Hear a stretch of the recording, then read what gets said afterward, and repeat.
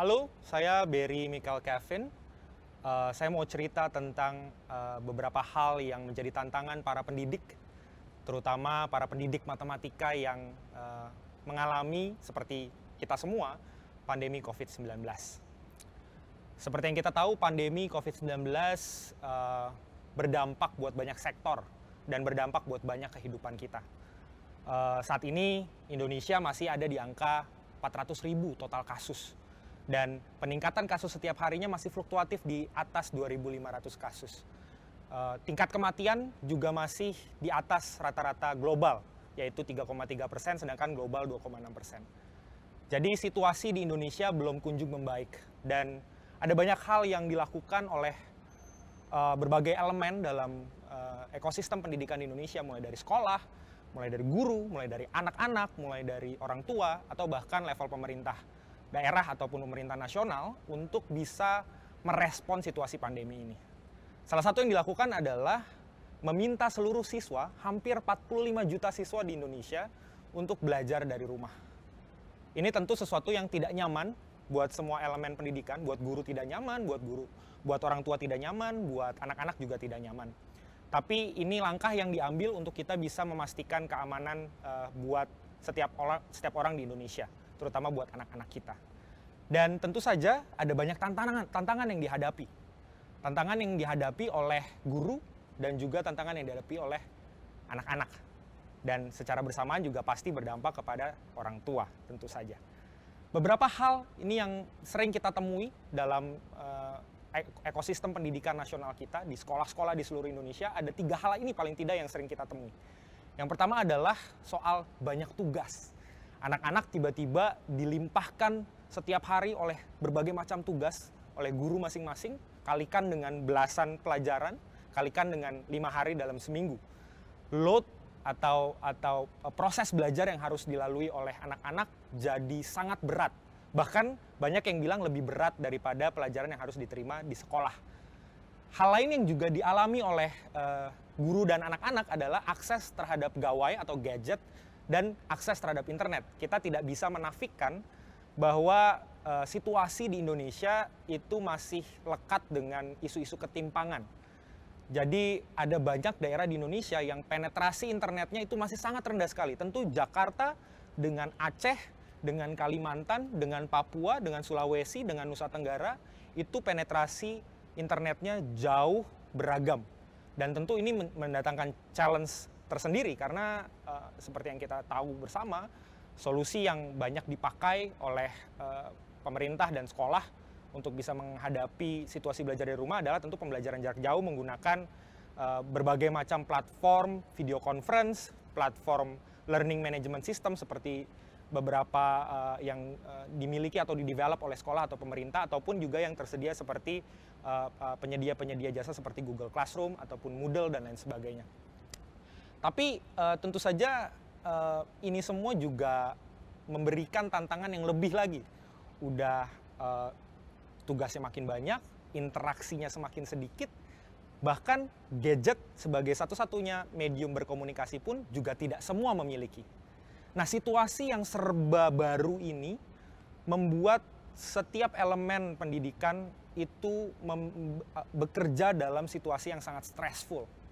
Ya, dari guru, dari orang tua, dari anak-anak, semuanya stressful. Karena semuanya harus beradaptasi dengan cepat dengan hal-hal baru yang harus mereka dan kita semua beradaptasi dengan cepat. Tapi pertanyaannya apakah masalah-masalah ini adalah masalah-masalah baru yang kita hadapi? Tentu saja tidak. Masalah-masalah ini hanyalah masalah-masalah yang sebenarnya lebih mendasar, sudah lama kita miliki di Indonesia, tapi karena situasi pandemi tereskalasi, teramplifikasi, jadi semakin besar.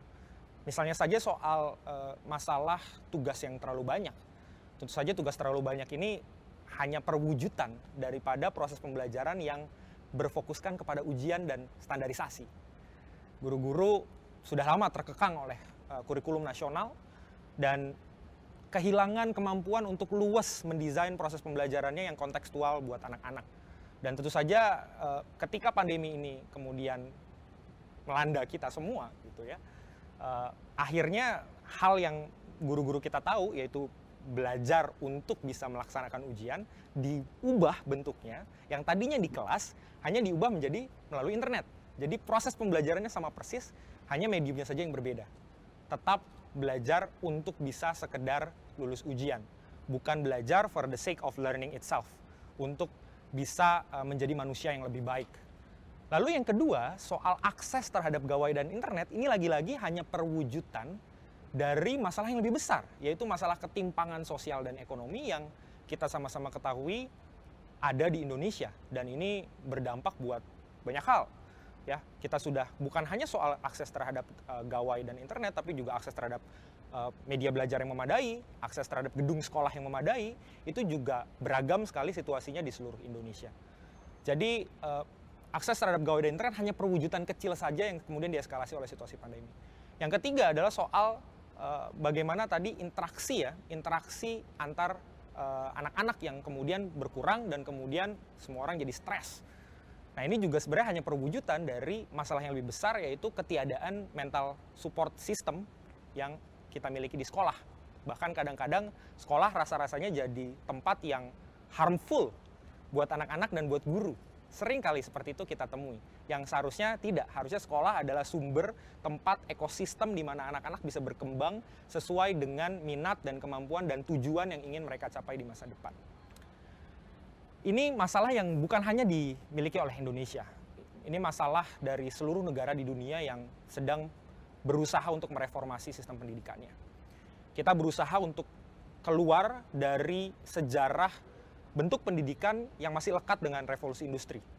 Yang fokusnya apa sih? Fokusnya menciptakan pekerja, lalu menciptakan orang-orang yang bisa mengikuti instruksi dengan baik, yang bisa mengikuti ujian dan bisa terstandarisasi dengan baik. Apalagi Indonesia secara sejarah, kita punya sejarah kolonialisme yang jelas adalah salah satu bentuk pendidikan yang kita alami waktu itu adalah ini, dan ini adalah perjuangan bapak bangsa kita waktu itu. Nah, dalam framework yang seperti ini berbicara tentang matematika, teman-teman Bapak Ibu semua, tentu lekat akhirnya dengan aturan, dengan rumus, dengan prosedur, dengan hafalan, hal-hal yang kemudian diberikan kepada kita tanpa konteks, tanpa penjelasan yang relevan buat kita, lalu kita disuruh hafalin dan kita disuruh ngerjain soal, and that's it. Ini pasti membuat banyak kita semua turn off, langsung ini apa sih? Sama seperti kita bertemu dengan bahasa yang baru yang kita nggak pahami, lalu kita dipaksa memahami dan diuji terkait itu. Ini apa sih gitu? Padahal seharusnya matematika itu dipandang sebagai kumpulan ide yang saling berhubungan satu sama lain, yang dibangun melalui proses penalaran, yang kemudian dinyatakan dalam bahasa-bahasa simbol. Sama seperti kata-kata kita aja. Kata-kata misalnya aku merepresentasikan diri saya. Diri saya itu sesuatu yang kompleks, tapi direpresentasikan oleh kata aku. Begitu juga simbol-simbol matematika. Simbol-simbol matematika itu menyederhanakan sebuah konsep yang abstrak dan kompleks. Nah, penjelasan-penjelasan yang langsung masuk ke rumus, langsung masuk ke cara cepat, itu mematikan nalar, mematikan anak-anak membangun kreativitasnya untuk beride, berkonsep tentang hal-hal yang terkait matematis. Dan ini juga sebenarnya terjadi dalam kehidupan kita sehari-hari. Ketika kita bikin keputusan, proses berpikirnya itu harusnya, baiknya, matematika itu bisa digunakan dalam hal tersebut. Ketika kita misalnya sesederhana, mau berangkat jam berapa, kalau jaraknya sekian kilometer, mau pulang jam berapa atau pulang lewat mana supaya paling cepat, itu yang paling sederhana. Bahkan keputusan-keputusan yang lebih kompleks lebih membutuhkan matematika.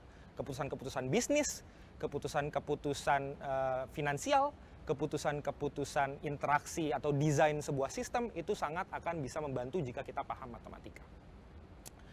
Salah satu contoh saja soal pembelajaran tentang eksponen dan logaritma di sekolah kita. Ini mungkin kita semua waktu ngeliat ini apa sih? Tapi ini pendekatan yang banyak digunakan oleh guru-guru kita, yaitu langsung menyajikan sekian banyak rumus, sekian banyak formula untuk kemudian dihafalkan dan lalu diuji. Ini sesuatu yang tentu sangat disayangkan. Alih-alih kita mencoba membangun konsep, kita menghubungkan antar ide, bahwa yang paling kiri itu adalah pangkat, yang di tengah adalah logaritma, yang di kanan adalah akar. Itu adalah 3 konsep yang sama, 3 relasi yang sama, hanya simbolnya saja yang berbeda. Hanya simbolnya saja yang berbeda. Memahami koneksi antara ide itu akan membantu kita membangun rumus-rumus yang tadi kita lihat. Jadi kita harus membantu anak-anak menalar semua formula-formula ini yang kita nggak perlu bahas di saat ini, tapi mulai dari sesuatu yang sederhana dan dekat. Mulai dari sesuatu yang bisa dibangun idenya, relevan buat anak-anak, baru mengkonstruksi ide-ide yang lebih kompleks, dan bukan sebaliknya. Tapi pertanyaannya, emang kita butuh matematika ya? Kenapa kita butuh matematika? Nah, mungkin teman-teman dan Bapak Ibu juga tahu bahwa dunia bergerak begitu cepat. Sekarang segala sesuatu di dunia kita itu digerakkan oleh angka. Teknologi semakin bertumbuh cepat. 5 tahun lalu teknologi yang kita miliki sekarang tidak ada. Kita nggak tahu 5 tahun ke depan akan ada teknologi apa lagi, akan ada bisnis model apa lagi, dan perubahannya begitu cepat. Sehingga ketika kita mengajarkan anak-anak kita di sekolah, kita sebenarnya mengajarkan anak-anak kita untuk masa depan yang kita nggak tahu itu bentuknya seperti apa. Lalu dalam situasi yang seperti ini, dalam situasi yang sangat-sangat teknis gitu ya, yang segala sesuatunya basisnya teknologi, penalaran matematis, berpikir secara matematis itu penting. Kenapa? Karena kalau kita tidak nyaman dengan angka, kita tidak nyaman dengan matematika, ketika tiba-tiba kita masuk informasi dalam bentuk angka gitu ya, sekarang segala sesuatunya ada datanya, kita tidak punya kemampuan untuk men-challenge otoritas angka tersebut. Kita tidak punya kemampuan untuk mencoba mengkritisi angka-angka tersebut dan cenderung menghindar. Dalam situasi ini kita jadi lebih mudah dimanipulasi. Dan anak-anak kita kalau dibiarkan dalam situasi seperti ini juga akan lebih mudah untuk dimanipulasi. Dan bukan hanya untuk masalah-masalah data, tapi dalam dunia yang sangat serba tidak pasti, ambigu, rentan, dan sangat-sangat kompleks, penting untuk kita punya satu bahasa yang bisa merangkum dan membantu kita memahami dunia di sekitar kita. Dan itu adalah bahasa matematika. Kalau di dunia matematika kita punya istilahnya model matematika. Kita membangun model atas sebuah realita di sekitar kita gitu. Kita punya pekerjaan, kita bangun model matematika, lalu kita bisa nyatakan interaksi antar konsep di situ secara tidak ambigu. Padahal tadinya segala sesuatu di sekitar kita itu semuanya ambigu. Jadi ini penting untuk dimiliki. Dan tentu saja setiap anak pasti kebutuhannya beda-beda. Anak yang menjadi seniman, anak yang menjadi dokter, anak yang menjadi engineer, anak yang menjadi matematikawan dan saintis tentu butuh level pemahaman matematika yang berbeda dan di area yang berbeda juga. Nah, dalam situasi seperti ini yang dimana kayaknya masalahnya rumit gitu ya, kayaknya wah ini segala sesuatunya harus seragam, harus diatur dan lain sebagainya. Padahal dunia bergerak begitu cepat, how can we do better? Nah, kita nggak perlu jauh-jauh, teman-teman semua. Kita hanya perlu melihat tulisan-tulisan, arsip-arsip, pemikiran-pemikiran Bapak Nasional Pendidikan kita, Ki Hajar Dewantoro. Dalam salah satu tulisannya, dia bilang bahwa pendidikan yang berbasis kepada coercive punishment and order, paksaan, hukuman, dan keteraturan atau keseragaman itu memperkosa hidup dan batin anak. Ini kata-kata yang saya rasa sangat keras dan perlu kita pahami bersama. Karena waktu itu Ki Hajar Dewantoro melawan pendidikan bentuk kolonial gitu ya. Dan saya rasa ini masih relevan ke kita karena hanya musuhnya saja dalam tanda kutip bentuknya berbeda tapi tantangannya sangat serupa. Ini yang sebenarnya saya dan teman-teman di Erudio itu berusaha jawab. Kami berusaha mengimplementasikan, menghidupkan kembali pemikiran-pemikiran Ki Hajar Dewantoro untuk membangun pendidikan yang berfokus kepada anak-anak dan bukan kepada kurikulum, standarisasi, dan lain sebagainya. Ini sekolah kami di tahun 2012 dan tahun lalu kami membangun rumah kami di daerah Gunung Sindur sebanyak 1 hektar di tahun 2019. Kami percaya bahwa setiap anak itu berhak untuk bahagia. Setiap anak itu berhak untuk bisa bebas dan menentukan tujuannya masing-masing, difasilitasi untuk bisa belajar apa yang mereka mau pelajari, dan dibantu untuk menggali dia itu siapa dan mereka mau mengambil peran apa di society. Hak dan kebebasan ini seringkali hilang di sekolah-sekolah kita. Makanya kita semua banyak yang justru mendekat ke profesi kita, itu justru dari luar sekolah. Kita ketemu hobi kita ketemu sesuatu yang menarik buat kita dari internet, dari komunitas, dari organisasi, dan bukannya dari sekolah. Tapi justru kami merasa harusnya sekolah memainkan peran itu. Sekolah harusnya memainkan peran komunitas untuk membangun hal-hal yang mendekatkan diri anak kepada dirinya sendiri supaya tidak digantikan oleh mesin, menjadi seperti manusia. Ini yang dibilang oleh Ki Hajar Dewantoro, memanusiakan manusia. Ini kami, Erudio Indonesia, kegiatan-kegiatan kami mengimplementasikan pemikiran Ki Hajar Dewantoro, tentunya segala sesuatu berbasiskan proyek. Jadi inisiasi belajar itu dimulai dari anak. Kita selalu tanya anak, kamu mau belajar apa? Kita bikin proyek itu, barulah kurikulum didesain dari keinginan anak-anak mau belajar apa. Jadi fokusnya bukan dari guru memberikan A sampai Z, kamu terima aja dalam waktu yang sama dengan level nilai yang harus seragam, tidak. Tapi mulai dari anak mau belajar apa, lalu kita kembangkan kurikulum dari situ. Dan tentu tidak dibatasi oleh dinding-dinding sekolah, tapi terhubung dengan realita lewat interaksi dengan para expert ya, dengan seniman, dengan saintis, dengan dokter, dengan engineer dan seterusnya. Jadi kami memahami dan kami menghargai setiap anak sebagai individu yang spesial yang punya kebutuhannya masing-masing yang berbeda-beda tentunya saja, seperti yang saya yakin kita semua percayai. Nah, dalam situasi yang seperti ini yang serba personalized ya, matematika juga dipersonalize di Erudio. Ini penting, kenapa? Karena kalau kita lihat sekitar kita, seluruh kehidupan kita itu dipersonalisasi. Kita mau belanja itu dipersonalized, ya kan? Berdasarkan histori kita belanja apa. Kita mau makan itu dipersonalized, berdasarkan kita biasanya beli apa jam berapa. Kita mau cari hiburan, nonton film, itu juga dipersonalized. Yang kita biasa tonton film kayak gimana, itu yang direkomendasikan. Tapi kenapa pendidikan itu tidak kunjung terpersonalisasi? Itu yang kita perjuangkan. Nah, oleh karena itu, matematika di Erudio dan harapannya juga di sekolah Bapak Ibu dan teman-teman semua, atau Bapak Ibu di rumah masing-masing, harapannya juga mengimplementasikan ini, yaitu mulai belajar matematika dengan pertanyaan. Kadang-kadang kita take it for granted soal-soal matematika itu tahu-tahu nongol aja di sekolah, tahu-tahu nongol aja di buku pelajaran kita. Kalau di buku pelajaran kita, itu gue distract.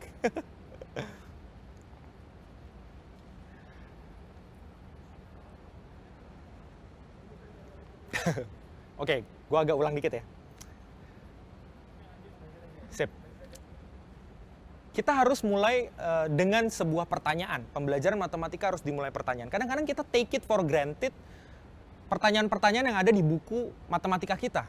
Tahu-tahu nongol aja itu soal. Padahal proses memformulasikan pertanyaan itu membantu anak untuk bikin ini make sense. Ini pelajaran tentang persamaan kuadrat ini make sense. Ini pelajaran tentang integral logaritma ini make sense. Bukan sesuatu yang turun dari langit. Harus dibantu anak-anak membangun pertanyaan tersebut. Jadi selalu mulai dengan pertanyaan dan bantu anak-anak membangun pertanyaannya.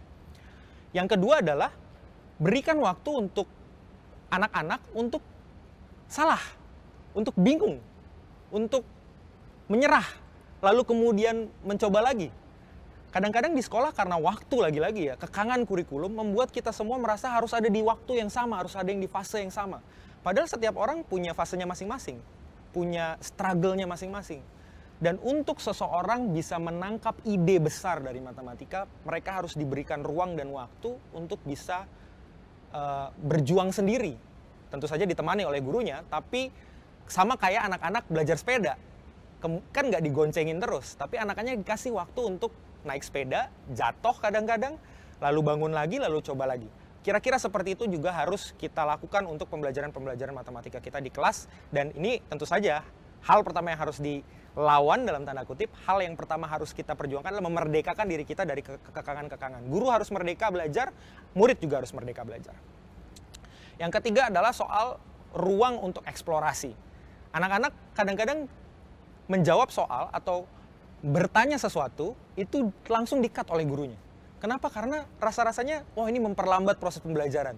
Nanti aja, di-cut. Padahal pertanyaan-pertanyaan itu bisa jadi membawa kelas atau at least conversation, percakapan dengan anak tersebut ke eksplorasi matematis yang membuka wawasan anak-anak dan masuk ke dunia yang baru gitu ya.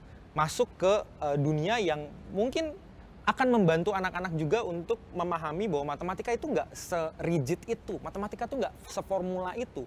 Dia ada seninya juga untuk membangun argumen, mengeksplorasi, dan lain sebagainya. 3 hal ini adalah 3 hal penting yang kemudian kami bersama teman-teman saya membangun sebuah platform juga namanya Ngobrol Matematika. Kita sekarang ada di Instagram yang berusaha untuk membuat semakin banyak at least suka sama matematika. Atau mungkin at least banget tidak fobia dengan matematika. Lewat konten-konten populer dan memanusiakan matematika itu sendiri. Matematika tuh nggak dilihat rumus doang, tapi ada orangnya, ada kebudayaan di baliknya. Dan matematika itu sendiri membentuk kebudayaan. Ini contoh-contoh konten kami seperti yang bisa dilihat, mulai dari profil orangnya. Kadang-kadang matematika yang tadi saya bilang dingin, rasanya kosong gitu, rasanya terlalu prosedural, struktur gitu. Tapi ada orang yang jatuh bangun di baliknya membangun konsep-konsep matematika tersebut. Jadi penting untuk profil-profil ini dimunculkan. Karena seperti bidang-bidang lain, role model itu perlu. Jadi ketika anak-anak lihat, oh saya suka matematika, saya pengen jadi kayak bapak atau ibu atau kakak itu. Ada role model yang dimunculkan, itu penting. Yang kedua adalah perayaan-perayaan populer. Karena ketika matematika masuk ke kebudayaan populer, masuk ke kebudayaan yang kemudian dihidupi oleh sebuah masyarakat, dia akan kemudian mudah untuk diobrolin. Makanya nama Instagramnya atau nama organisasi yang kami buat adalah Ngobrol Matematika. Matematika harus diobrolin supaya akhirnya bisa jadi hidup di dalam diri kita. Lalu konten selanjutnya kita juga buat semacam kutipan-kutipan inspiratif, kita juga buat jokes-jokes yang kadang-kadang receh gitu ya, tapi itu akan membantu membuat orang mengasosiasikan matematika bukan hanya dengan hal-hal yang rumit, yang susah, tapi dengan hal-hal yang fun, hal-hal yang enteng, hal-hal yang bisa dibawa ke kehidupan sehari-hari. Begitu juga dengan kita mencoba menyampaikan ulang materi-materi belajar sekolah. Kita sampaikan tentang, bahwa rumusnya luas segitiga itu sebenarnya sesimpel dari separuh dari persegi panjang. Jadi kita nggak perlu ngafalin 2 rumus sebenarnya, luas persegi panjang dan luas segitiga. Cukup 1 rumus, tapi kita tahu nalarnya, kita tahu prosesnya. Lalu kita sampaikan juga soal misalnya trigonometri, jadi kita sampaikan ulang materi-materi yang tadinya take it for granted. Kita tadinya menganggap itu ya rumusnya datang dari langit, tapi kita coba nalar ulang. Nah, ini adalah challenges, tapi juga kesempatan yang ada di hadapan kita. Kesempatan buat para pendidik, kesempatan buat para pendidik matematika di situasi pandemi. Yang walaupun penuh tantangan, penuh dengan kesulitan, tapi harapannya anak-anak tidak melulu bergantung kepada guru untuk bisa belajar. Anak-anak punya kasmaran belajar, anak-anak punya kemandirian dalam belajar dan bisa mencari sumber-sumber belajarnya sendiri. Wong pulang dari sekolah anak-anak biasanya nyari YouTube, nyari internet, itu kan sebenarnya proses belajar, tapi belajar hal-hal yang dia sukai, bukan pelajaran sekolah, kebetulan. Nah, bagaimana kita perlu membangun kesukaan anak-anak untuk bisa mencari tahu lebih jauh tentang pelajaran-pelajaran yang terkait dengan pelajaran-pelajaran sekolah. Jadi harus digali, proses pembelajarannya berpusat kepada anak. Anak-anak harus diajak punya kemandirian mencari, sebagaimana kita berharap mereka terus belajar sampai sepanjang hayat mereka. Jadi ini kesempatan bukan hanya untuk mentransformasi digital, bukan hanya menggunakan dan memindahkan proses pembelajaran ke internet, tapi benar-benar teknologi itu mentransformasi pendidikan. Guru ditransformasi, dan pada akhirnya pendidikan sendiri sebagai salah satu poin di SDGs kita itu juga terreformasi, berubah secara total. Saya mau tutup sesi ini atau talk ini dengan sebuah kutipan dari Ki Hajar Dewantoro.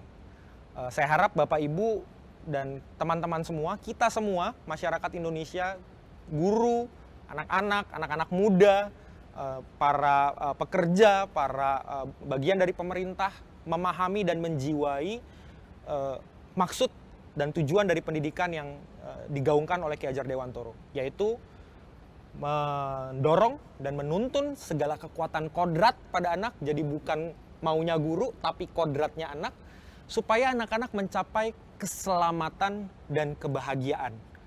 Bukan untuk cari duit sebanyak-banyaknya, bukan untuk kemudian yang penting bisa kerja, tapi untuk setiap anak bisa selamat dan bahagia. Well-being dari anak itu adalah tujuan. Sedemikian sehingga anak-anak yang bagian dari masyarakat itu bisa menyelesaikan satu demi satu atau paling tidak merespon masalah-masalah yang ada di Indonesia yang nggak akan ada habisnya.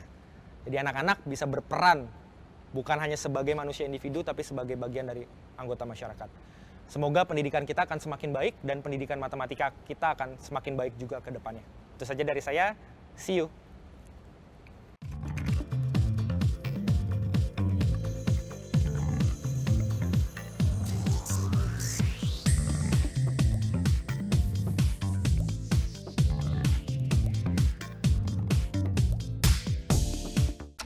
Sudah 15 menit, masih kejebak macet. Tenang, tenang. Daripada emosi, 15 menit Anda jadi lebih berharga kalau bersama saya.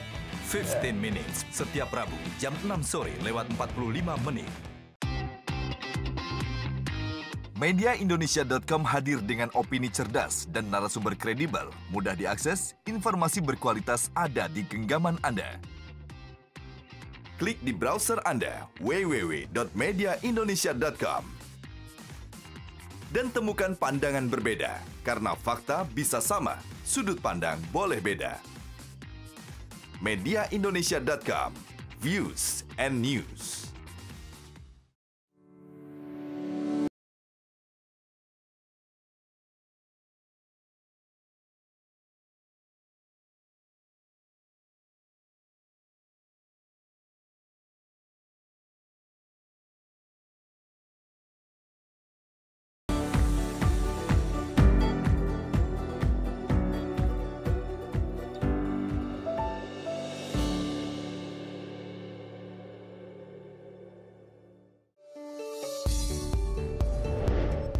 Dalam setiap denyut kota, saya selalu menjadi saksinya.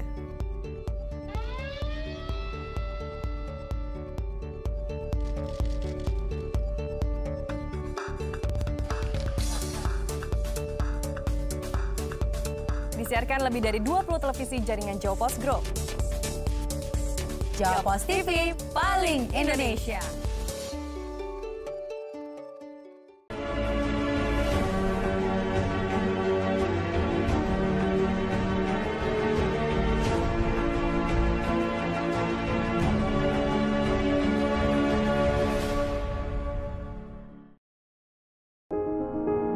Mengawali hari dengan informasi terkini, menjadi sumber referensi dan inspirasi di setiap aktivitas. Melalui news video portal, segala informasi dapat disajikan cepat, akurat, dan lengkap. Dengan kekuatan teknologi digital, Medcom.id hadir dengan berita pilihan yang dikemas secara menarik. Medcom.id, digitally inspire people.